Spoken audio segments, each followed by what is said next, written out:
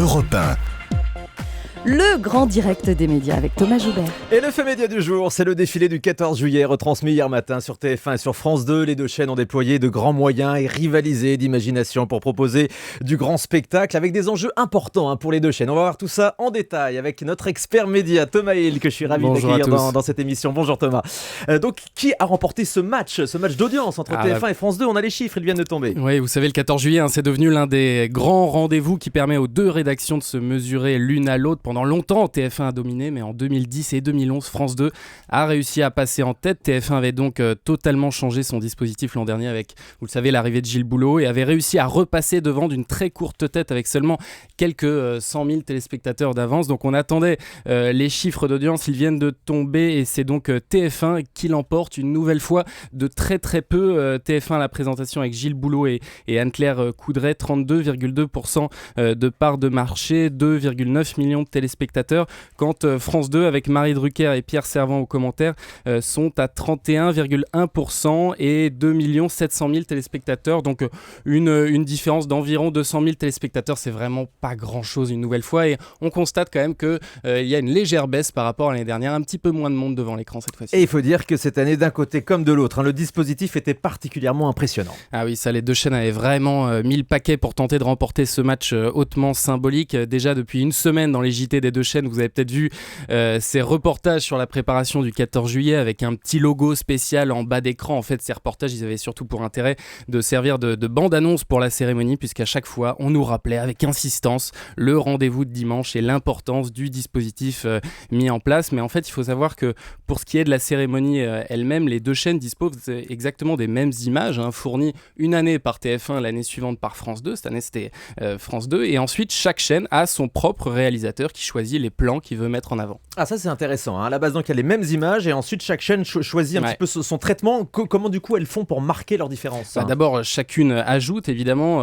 quelques caméras ici et là, des micros aussi embarqués sur les véhicules pour donner l'impression de vraiment vivre la cérémonie au plus près, mais surtout pour se différencier, chaque chaîne a mobilisé le plus possible de monde, quitte à pas toujours très bien comprendre à quoi il servait exactement. Du côté de France 2, on nous annonce par exemple pas moins de 15 envoyés spéciaux situés à tous les endroits stratégiques. Moi qui pensais bêtement que le seul endroit stratégique c'était les Champs-Élysées. Et puis il y avait aussi donc Stéphane Bern au siège du ministère de la Défense, Julien Bugier qui faisait découvrir les innovations technologiques de l'armée, Philippe Verdier, le monsieur météo de France 2 qui était lui carrément disposé en haut de l'Arc de Triomphe. Je sais pas si vous avez vu ça, ils appelaient ça le PC météo, sauf qu'en fait ce poste de commandement c'était juste une vitre sur laquelle le présentateur collait des petits soleils à l'ancienne. Et pas de chance, il avait pas un nuage à commenter hier. Non, il a fait très beau. Un petit peu dur. Mais l'événement fort pour France 2, c'était évidemment Michel Drucker qui a embarqué à bord d'un Alpha Jet de la patrouille de France. Dès jeudi, on a eu droit à un duplex dans le JT de David Pujadas avec Michel Drucker pour annoncer l'événement. Et hier, tout au long du programme, on suivait la préparation de l'animateur. On voyait des bandeaux annonçant dans un instant, Michel Drucker ouvre le défilé avec la patrouille de France. Rien que ça. Tout ça au final pour une séquence à plus de 600 km/h forcément où on ne voit pas l'animateur. Voilà. Oui, et qui a duré une quinzaine de secondes. Du côté de TF1.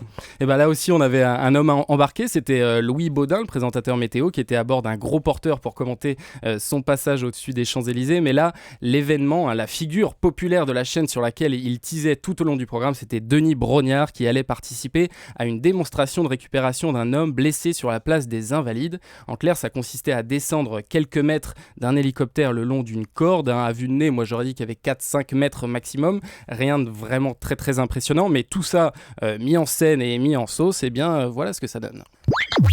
Denis qui va donc s'élancer de cette corde que vous avez peut-être vu jeter au sol. C'est quand même une corde qui fait 10 à 12 mètres de long. C'est à la force des bras et bien évidemment en se maintenant avec les jambes. Alors je ne sais pas si on reconnaît le soldat Brognard avec sa grande taille. Il vient effectivement de s'agenouiller et se met en position d'attente comme les autres commandos. Denis, comment ça s'est déroulé? J'ai encore la main qui tremble. C'est chaud. c'est chaud parce que ça n'a rien à voir avec les répétitions. 4 mètres de haut, vous avez dit donc. Hein. Sans les images, franchement, ça a l'air dingue. Quand Ah même. oui, non, ils auraient dû le faire en radio en fait. Hein. Le problème sur les deux chaînes, c'est qu'à force de charger les phrases, de nous parler d'événements exceptionnels, exclusifs, incroyables, on risque d'être un petit peu déçus à l'arrivée. C'est ce que les marketeurs appellent en bon français l'over-promising, voilà, avec mon accent. La surpromesse. On vous promet tellement un superbe cadeau qu'au moment où il arrive, on le trouve pas si beau que ça. Hein. C'est un peu le même problème sur les sites de rencontres, par exemple. Que vous connaissez bien. Bien sûr. Ah bon Et ça, c'est une maladie audiovisuelle qui se développe d'autant plus quand il y a une forte concurrence, évidemment, entre deux programmes très proches, parce qu'il faut tout faire pour éviter que les gens zappent. Oui, c'est vrai, c'est un petit peu pénible de temps en temps, cette surenchère permanente. Après le défilé, on a eu donc l'intervention du président de la République, hein, là aussi sur les deux chaînes. Oui, là aussi, nouveau match entre TF1 et France 2 pour cette intervention du président pour qui, pour la première fois, avait lieu à l'Elysée avec Claire Chazal et Laurent Delahousse. Là, pour le coup, ce sont exactement les mêmes images diffusées simultanément sur les deux chaînes. Il n'y a que le petit logo qui change en haut à droite. Et pourtant, il y a toujours un vainqueur. Là aussi, les résultats sont importants pour les deux rédactions puisque c'est révélateur du lien avec les téléspectateurs, de la confiance un peu instinctive qu'ils ont en une chaîne ou une autre quand il s'agit d'être informés.